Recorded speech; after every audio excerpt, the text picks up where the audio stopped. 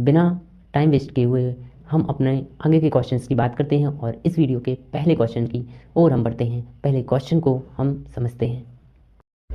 तो हमारा आज का एक जो फर्स्ट क्वेश्चन है वो ये है कि किसी तत्व के समस्थानिक रासायनिक रूप से समान क्यों होते हैं।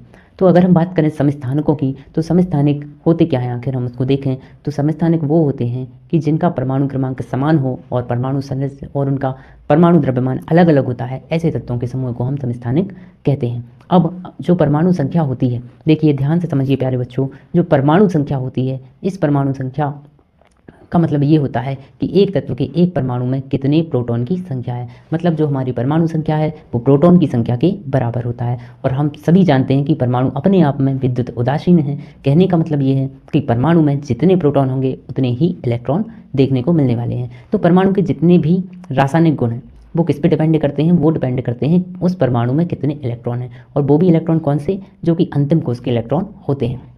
तो अगर हम इसके आंसर की ओर बढ़ें कि समस्थानिक जितने भी होते हैं उन सभी समस्थानिक रासायनिक रूप से समान कैसे होते हैं, तो इसके लिए एक बहुत ही अच्छा आंसर हमारे पास निकल के आता है कि हर एक परमाणु में जो प्रोटॉन होते हैं उन्हीं की संख्या के बराबर क्या होता है, इलेक्ट्रॉन की संख्या होती है। और इलेक्ट्रॉन की संख्या जो अंतिम कोष की होती है वो रासायनिक गुणों में निर्भर करती है किसी भी तत्व की।